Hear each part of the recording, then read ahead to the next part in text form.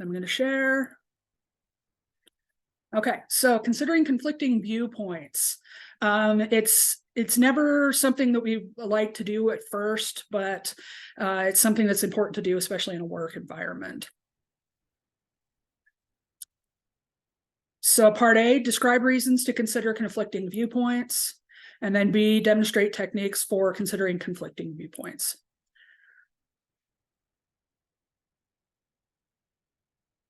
So we've all probably experienced situations where we had to choose a side. It doesn't usually feel good.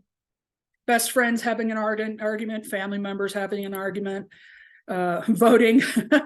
There's a reason a lot of us don't talk about politics with people. Considering and choosing between conflicting viewpoints is an important skill.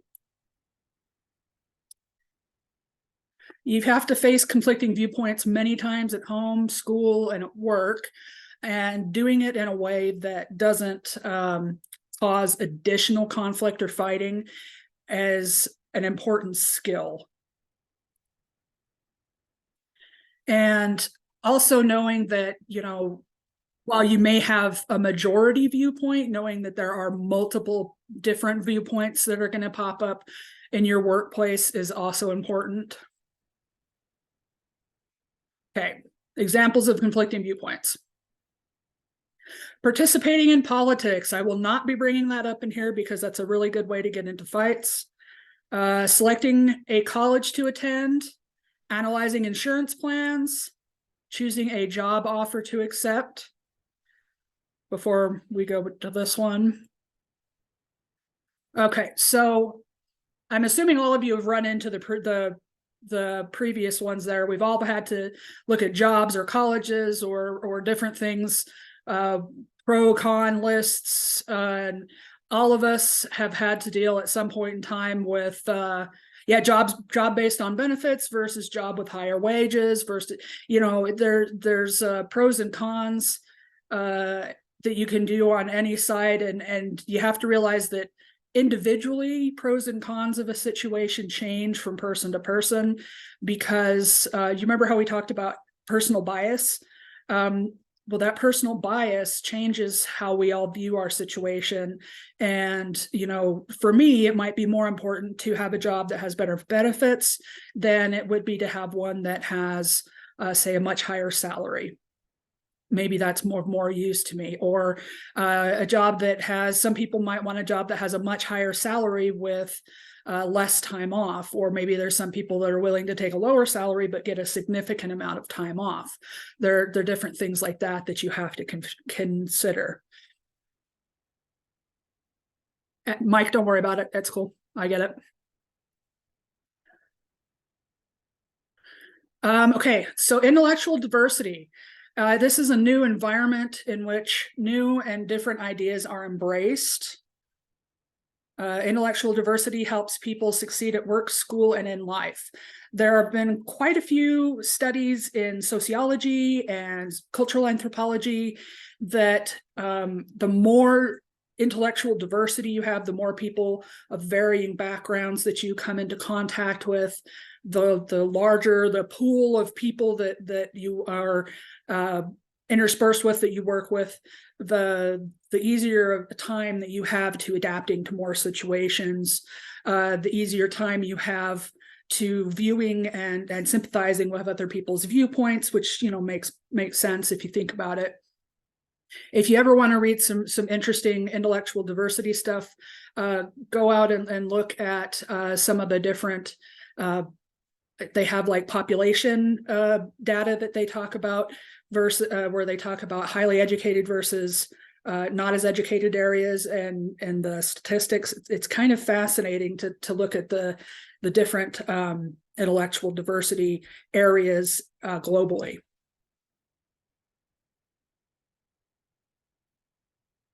Right, conflicting viewpoints can help you broaden your horizons, be more empathetic, live a more interesting life, improve your communication skills.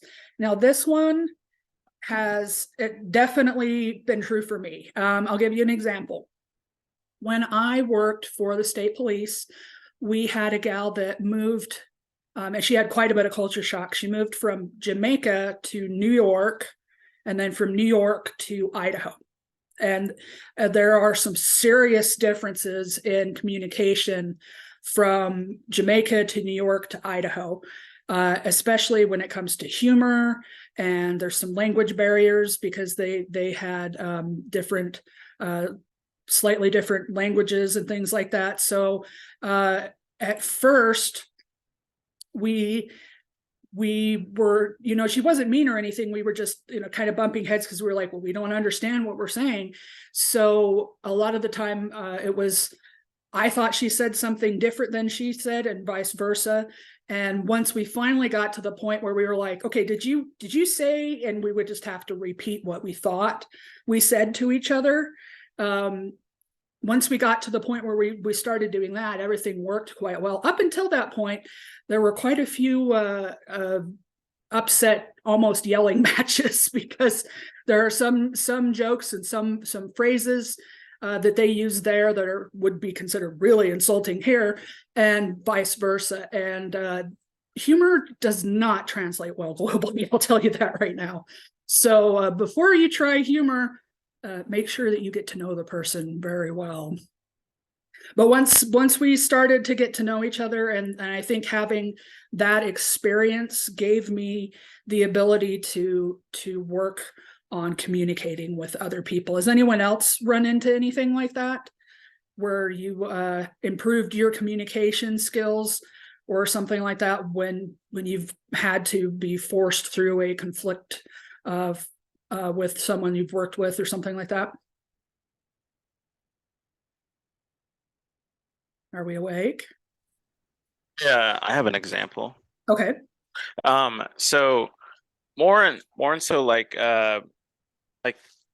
I guess you could probably tell I like to joke a lot, and that's the way I like to just, Yeah. really start interactions is, feel the way the communication is going to go based off of jokes that I make, and see how people react. But and that's kind of the work environment I like to, you know, make everybody feel comfortable, is where, it's okay to joke around. You don't have to take your job too seriously because it's more than a job. But there are times where I've been put in positions where I've had to ensure that things get done, and I've had to just kind of set those, everybody gets in the oh yeah, joking right now, and then I have to go, hey, now's not a really good time, man. We do have to get this project done. So if you Yeah. could just, save that for later, I think that would benefit us all. So that way we're less stressed going forward. And then, you know, it's like you said, the clarifying communication just goes a long way, which I think is just something that, you can start with any human interaction, which I Yeah. found from like going to all these different countries. It's always good to just let people talk and throw a joke here and there and then see how it goes. Yeah. And, maybe just do more studying on the cultures. Yeah, that is one thing. I was very grateful that I had a short period of time where I got to work with the registrar's office, especially with their foreign exchange students. Because I think it was because I was calmer than the other gal that was working at the front window. She had a very just sarcastic sense of humor, and sarcasm does not translate, especially to some of the Middle Eastern countries. So she made some of the students very, very angry from some of the transfer students, and we had to explain sarcasm is not a good thing in some places. So, yeah, you just have to Like, learn about the culture first. yeah, like even to this day, so I have my daughter, and she's, still under a year old. And so I'll make jokes where they're like, my parents are concerned for her well-being. They're like, she needs more layers. And I was like, well, I just thought she'd freeze to death today, really, Right, give her build just some character. And having they're like, I fun. can't believe you would say things like that still to this day. It's a joke. I have to joke about it. Yeah, it's just your personal style, right? Yeah, exactly. As you get to know the person, then you can go with that. You can increase your productivity and creativity, depending on how the interactions go, I should say.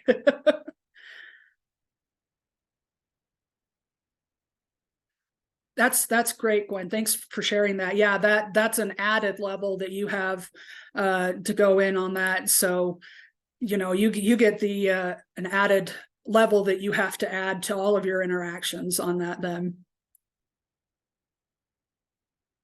Okay, part B, demonstrate techniques for considering conflicting viewpoints. Okay, so weighing conflicting viewpoints can seem challenging, but you can see how simple it can be. There are 5 key steps to considering conflicting viewpoints. Be open to new ideas. I mean, that seems kind of like a duh, step, but that is really the biggest one there. If you're absolutely not open to any sort of input whatsoever, of course it's not going to come across when you talk to the person. But if you're willing to consider different perspectives, then that's the first step. Allow yourself to consider ideas without making assumptions, and be open to challenging the status quo. Step 2, be respectful. That is something that is a pitfall for a lot of idea exchanges that I've seen turn from idea exchanges into arguments. Be respectful. Don't be like, well, your idea is dumb. Don't do that. Just because you may not like it or may not understand it, that still doesn't mean that the person doesn't deserve to be respected. And it's that whole treat them the way you want to be treated thing. Try to be respectful, even if you don't understand. There have been times when I've talked to people whose political ideas make me want to scream, but I still talk to them in a respectful manner, because I know that there is no way that we're going to have a decent conversation if I'm straight out of the gate just being a jerk about it. So being respectful is important to avoid offending people, first off. Don't assume that someone's wrong simply because you don't agree with them. You get what you give, so give respect. Be patient. This is a problem for pretty much everybody, I think, especially in a workforce where we do a lot of stuff on computers. But take the time to learn about different viewpoints without jumping to conclusions prematurely. Avoid cutting someone off or skimming an article instead of reading it. So, how on Twitter, if you use Twitter, it's like, are you sure you want to repost this without reading it? It's kind of the same thing. Don't just assume things. Don't skim things. Actually try and go get some of the facts about the viewpoints and get the foundation, it's like building a house without a foundation. If you miss one of the corners, the whole house is going to fall down. You got to build your foundation there with your patience, and then before the rest of it can be built up correctly. And then you need to hear the whole story before making a decision. Step 4, thoroughly examine each viewpoint. Do your research. And a note on that, make sure that you are researching reputable places. One thing that I've noticed is, yes, it may seem reputable, but who's paying for the research? If the research that is being paid by the people that make the product, not exactly unbiased research. So make sure that you're using good research materials. Learn each side of the debate so you can make informed decisions. Gather information from multiple sources. So one pitfall that we have a tendency as humans to fall into, that we have to learn to step out of when we're researching, is we have to not just gather information that backs up our side of the story. It's very easy to do that, but we have to go and we have to look at the entire pile of facts when it comes to there, and so that we can make a fully informed decision about something. Exactly. You have to be unbiased.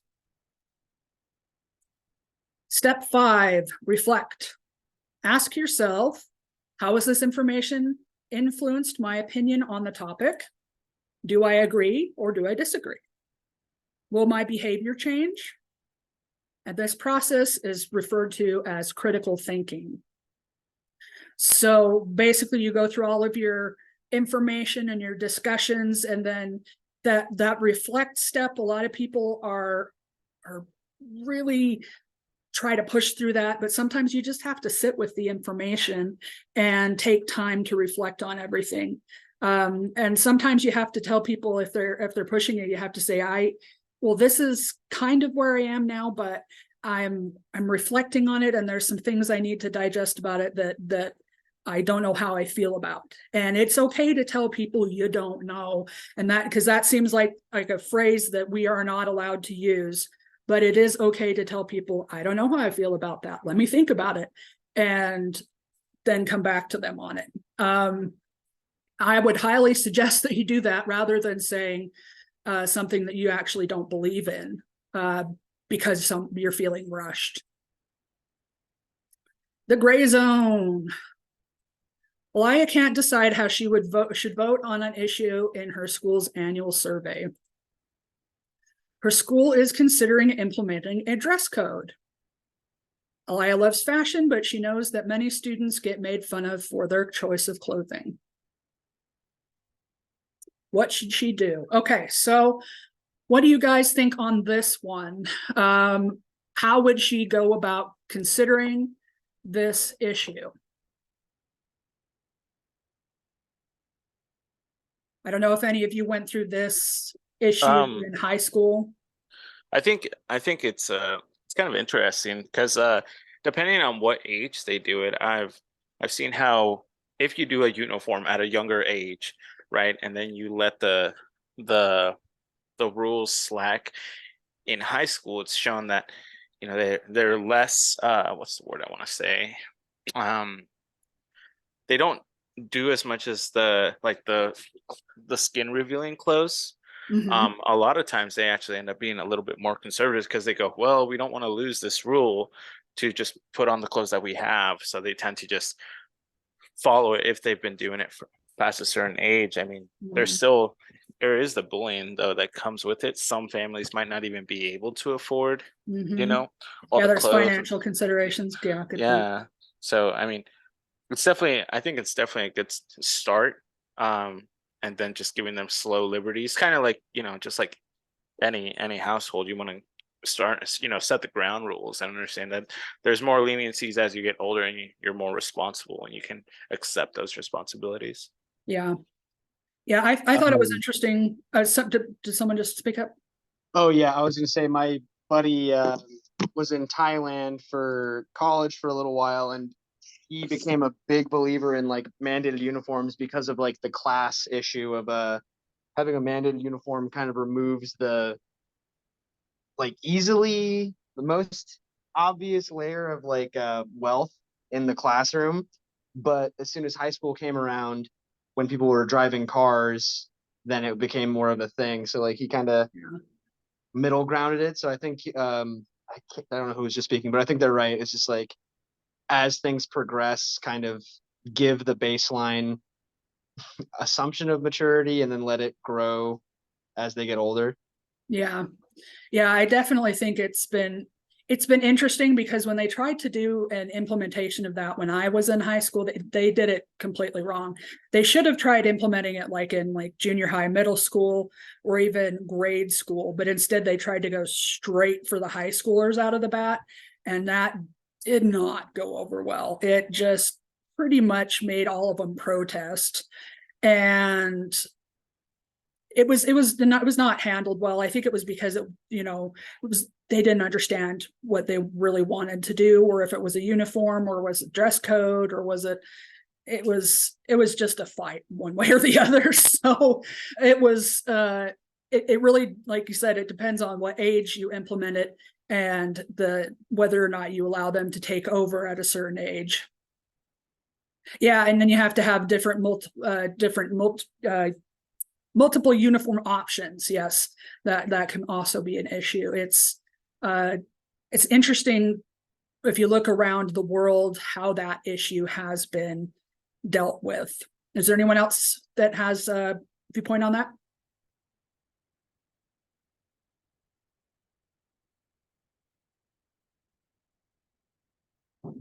Yeah, on Mondays we're pink. Yeah, and you never know. There are schools where they do those, where they do the school pride days where they wear the school colors, and I don't know if they do that over there. They do that here for our school districts and different things like that. So there's always different things that they do to perk things up for the kids.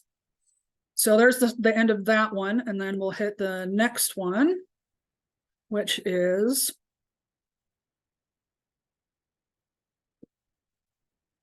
long-term value impact and impact on actions for others. Now, I thought this would be good because I know there were a couple of times we've talked about ethics, and we've talked about how, as a country, we have a tendency to, no, come on. We have a tendency to not think very far ahead. Trying to get this to load here.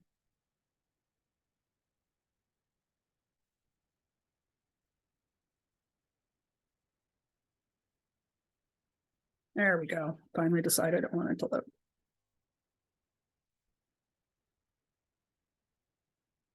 Okay. So part A, we'll discuss the long-term value and impact of actions on others and demonstrate techniques to assess the long-term value and impact of actions on others. And I thought that would tie in very well with what we were just talking about with conflicting viewpoints too. So the long-term value of your choices is viability, and it can be positive or negative. Once you understand, you can repeat actions that create positive results, avoid actions that create negative results. Who do your actions affect? Yourself, others, your family, friends, classmates, coworkers, and it can even be strangers. And depending on what you're working with, it can be future generations.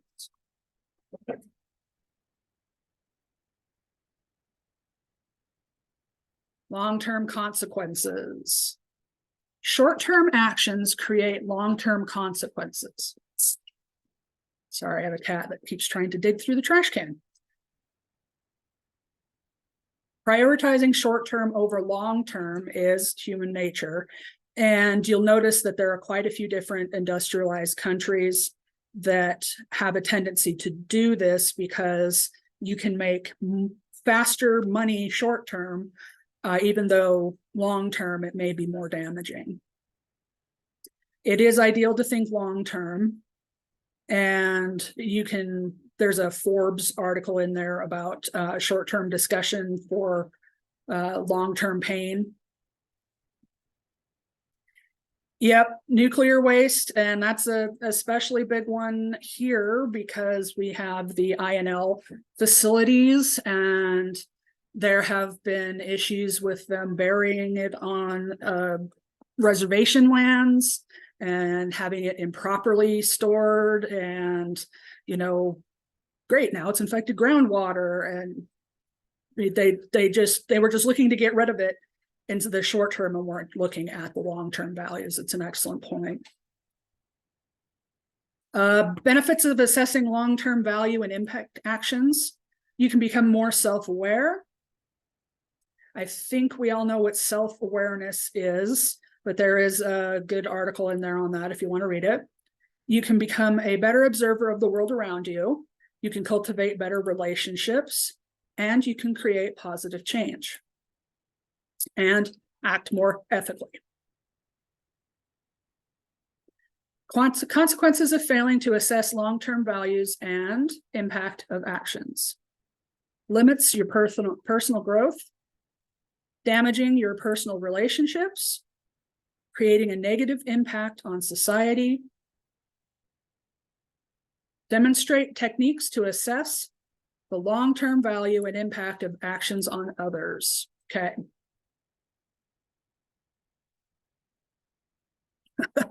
That's a great picture. Think before you act. Acknowledge your power to affect others. That right there, I think, is one of the most important things that we as human beings can do. Determine what kind of impact you want to have. Hopefully not the kind that, you know, you use your bumper on someone in the crosswalk. Acknowledge your own knowledge gaps and biases. And I remember we talked about how difficult that can be, but as you go along, you can fill those in or filter them out.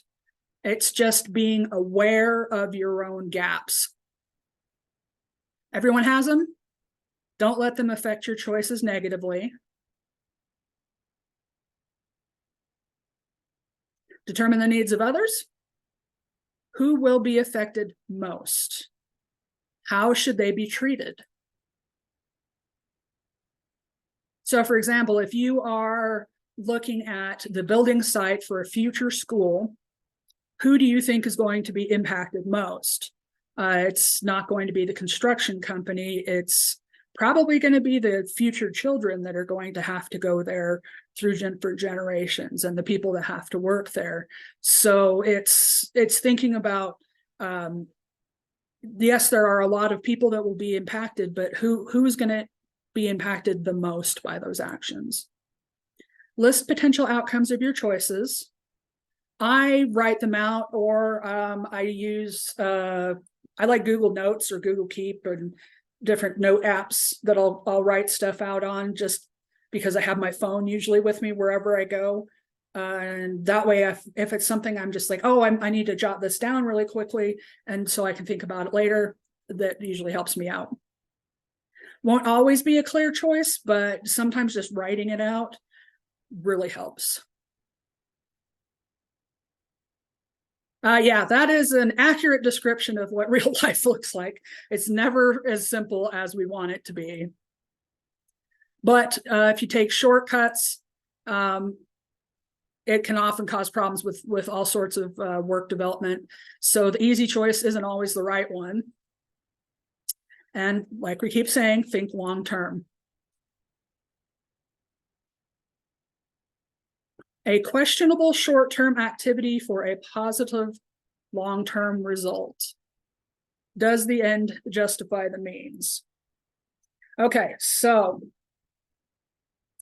is there anything anyone can think of that would be a dubious short-term activity within, let's say, the IT security world within the last 5 years that just pops into your head, that was done for short-term gain and has had, or that you can see having, long-term effects on people? Just pick something at random. Cambridge Analytica with Facebook. That's an excellent point. Yes. So talk about that a little bit for us.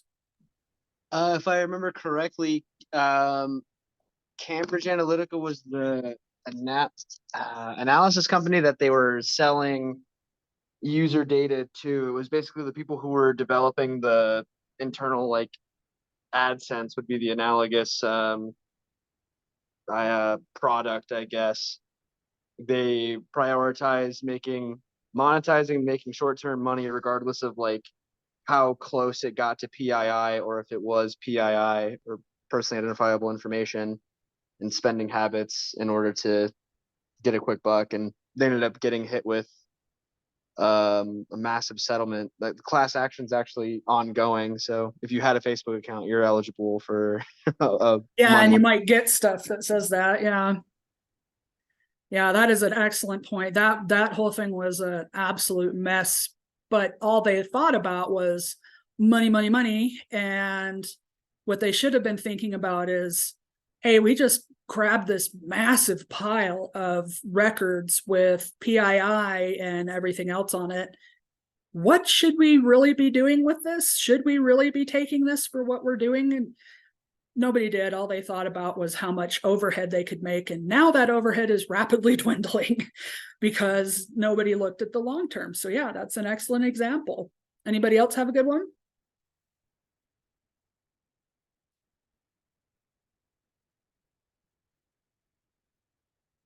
Everyone asleep? Okay, I'll give you one. We've talked about it a couple of times, but what do you guys think about Internet of Things and smart kitchen technology, smart home technology? How do you think that was developed? Because I don't believe that any of those were developed with a long-term goal in mind other than, hey, look what we can do. What are your thoughts on that?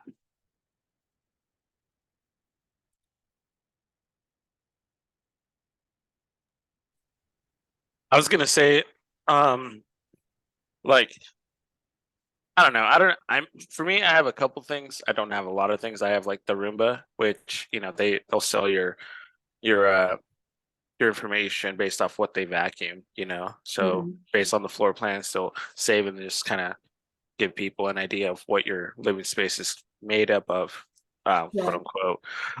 If you were to add like the fridge and everything else like that, and like especially with like the smart thermostats, I could see it being like just a security issue in my head where if you have like an away setting where you're away from home and you start, if people access that and they're like, well, this person's at work and nobody's at home from Right. 8 to 4 p.m. because the kids are at soccer and stuff like that. So I feel it's definitely a lot of vulnerability, especially like, the appliances, some of them just being able to record and take some pictures. It's just a different form of surveillance that, you wouldn't expect, but you'd have to have a good amount of knowledge to defend yourself against those situations. Yeah, it's impressive. You don't really think about how many pieces that you give away until you start mapping them together as a whole. If you think about there's some things out that are like the average household has, and they have lists of all the different things they have. When they talk about a lot of them, smart speakers are very common. The smart thermostats are not quite as common, but they've, the vacuums. It's usually the little Internet of Things, the devices, cameras, things like that you see popping up. But yeah, anything by Ring I hate. But smart locks. Yeah, Echo and Alexa, technically, unless they are unplugged, they are recording at all times. And their metadata that all of those smart devices collect, not even just the full-on data, but the metadata is startling. You have geolocation data, you have possibly you have all sorts of things for, hey, this isn't patched. There's just a treasure trove of things in there for people to hit your house with, and then pivot to get into the rest of your devices. Danny? Kind of flipping it on its head. I'll see if I can't find the source for it, but did you guys hear the story of the smart thermostats in Texas specifically that were kind of governing how low the AC would go in order to not stress the power grid? Because it was right after they had the massive freeze and it froze the power grid, and then there was another instance where it got too much draw that ended up like doing effectively a brownout in certain areas. I didn't hear that they were doing that, but I'm not surprised.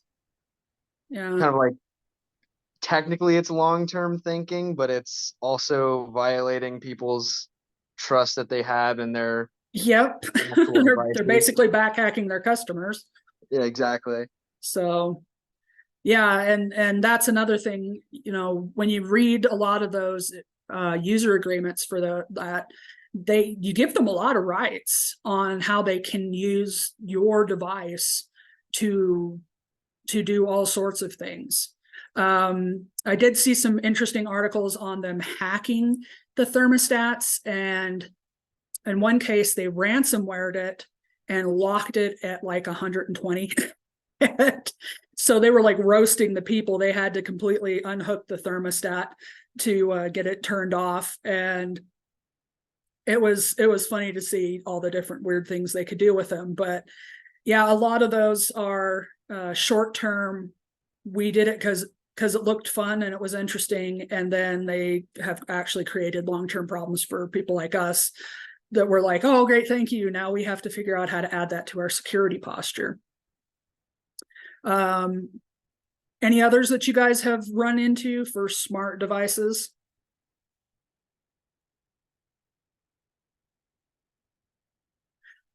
Just an example. If this is just comes from me being in law enforcement, I've talked to a bunch of law enforcement people.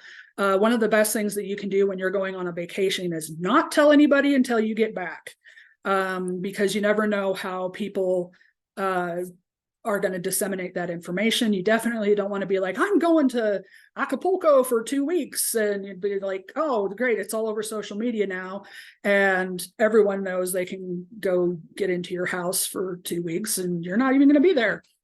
But if you have, like you were saying, with the away mode on your thermostat, well, there's lots of other devices you have.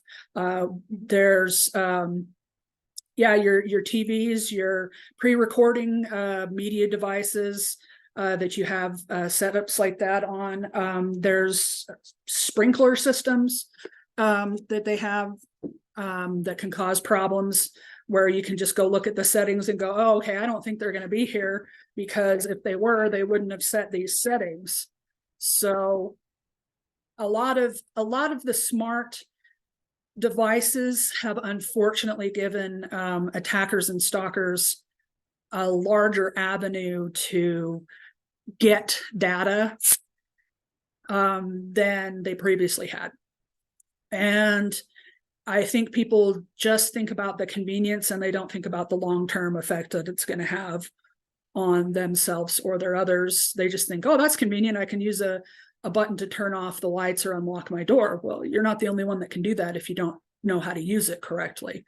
I especially hate smart locks. They are not, in my opinion, ready to be used. I just give me the willies when it comes to some things, because I'm like, yeah, it's neat, but sometimes having new tech in conjunction with old school, sometimes you can't beat old school, because just a lock and key, you actually physically have to be there. And yes, if they're inclined to use a lockpick set, then there's that. But most people are less likely to do that sitting out there in your front porch, than if they just hit a button and walk in through your smart lock. So yeah, there you go. There are some issues that have been happening with squatters. They're trying to come in when they're on vacation, and then you have to throw them out. The weird thing on that one, though, it depends on the state. And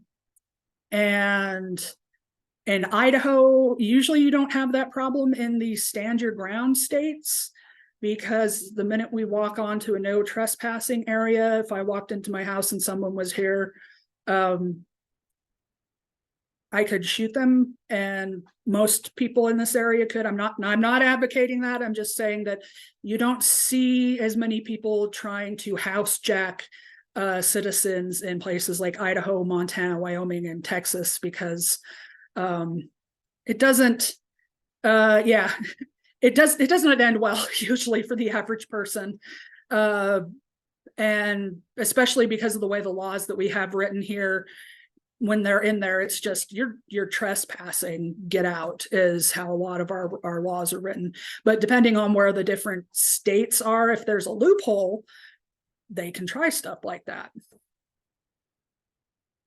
Yeah, smart locks are not secure. If you're going to use one, I would say use it in conjunction with like a regular deadbolt. But at that point, I think it just defeats the purpose of having the lock. That's just me. So I mean, I like some of the things I really like. I think security cameras are a wonderful thing, and I've seen a lot of good come from that, especially in property theft and stalking cases. I don't think it's a good idea to put them inside of your home because I've seen some really horrible things happen. Garages, yeah, I actually own a flipper, And garage door openers with the right programs on that are not particularly difficult to open, but even without the flipper, they're not difficult to clone and open if you know what you're doing. So I think it's important for people to just be aware, because a lot of people leave their interior door unlocked when they have a garage door, and I think it's important to make sure you keep that locked too, because just the garage doors are super easy. You know, maybe we'll have to hack one of those for our class, or I'll use my flipper and show you how easy it is to hack mine when we do the hacking class. But it's not particularly hard, because unless you use a more advanced one with a rolling code on it, a lot of the older ones don't even have that. So, you know, the minute you use it, if you have something that takes that code, you can go, okay, and clone it, and then redirect it with your device, and there you go, it's open. Yeah, exactly. You can use your flipper for that. And something that I thought was really cool that I'm actually going to work on with my flipper, I didn't know that they have a program that you can use the flipper as a pet microchip scanner. And I thought that was really cool, because I was like, you know, we have a lot of missing pets and things like that. And I thought that would be cool for a missing pet thing that you can at least look up the numbers and then go look from there. That way, yes, exactly. I have a big black dog for extra security too. She may be 14, but she sounds very menacing. Most people, when they see her, they're like, oh, she's so cute, but she sounds like roar, roar, roar, roar when she barks. But yeah, I highly recommend, if you want a flipper, get it fast, because the government, because of TikTok, they're freaking out about it, even though the stuff to create all of the functionality from Flipper already existed. It's just that they put it in a, yeah, that what I did when I got mine was there's like these little signups that you can, yeah, mine was seized by when I bought mine, it was seized. The shipment was seized, and it took a month. Basically, they didn't tell them why. They were just like, okay, here, you can have your stuff back, and here's a bill for a month worth of storage. And I was like, that's just rude. But yeah, their Discord's great, and you get all sorts of shipping updates. But if you want one, I would get one now rather than later, because I guarantee they're going to start disappearing. But it's a lot of fun. I will guarantee it's a lot of fun, and it's a good device. There are some stuff on the Hack 5 store that's similar, that's a lot of fun to use too. So I'm sorry we got off track, but that's kind of long-term Internet of Things, because now you can use the flipper and all that to hack the Internet of Things. So yes, I've seen restaurant TVs. I've seen them go after gas pumps. I think I've seen them go after basically anything that has an IR signal on it, you can use your flipper on. Yeah, the gas pumps one, I was like, oh, I really hope they just use it and tell them, hey, this is not secure, here's how you fix it, because I think that one's not a good idea. Yeah, those are the guys that are going to prison when they get caught too, because they're also the ones that had to film it and go, look what I can do, and the cops are like, thanks for filming that. So yeah. And that would also be an example of not thinking about your actions in the future and having poor actions go for something that ends up putting you in prison. So, okay, so I feel like we went over Internet of Things pretty well. Are there any other questions about this topic, or do you feel like we've covered it well enough for today? I'm guessing by the silence that. Okay.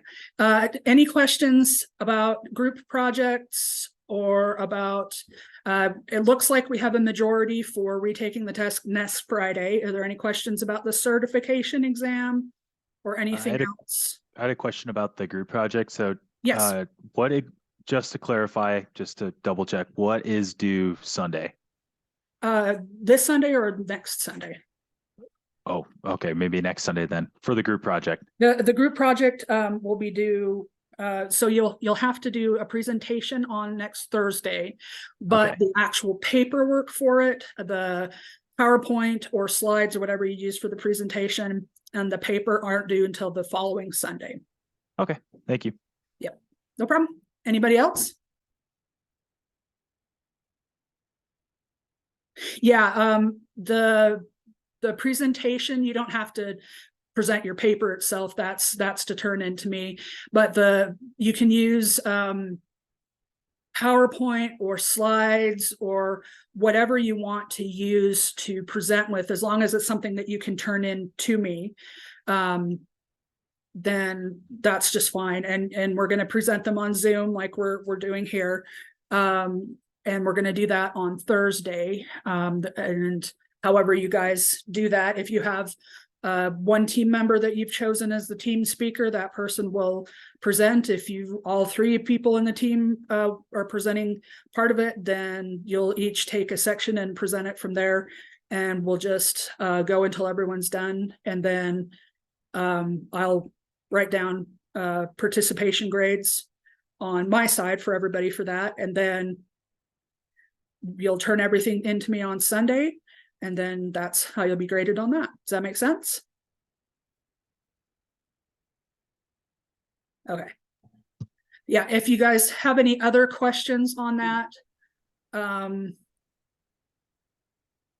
it's two separate items.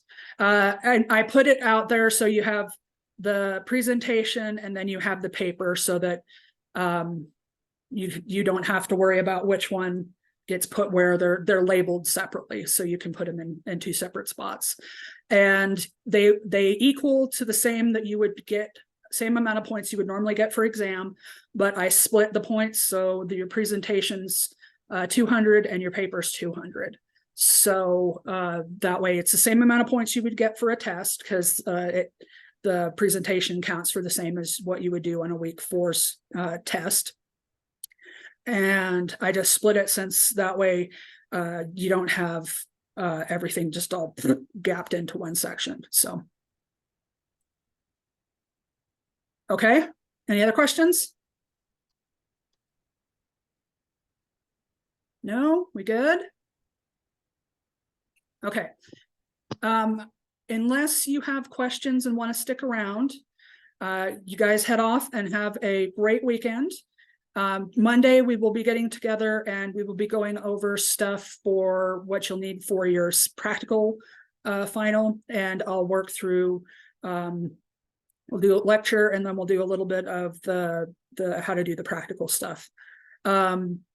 And then if you have any questions about your paper or anything, like always, Discord, email, let me know. Okay, guys, have a great time. Thank you.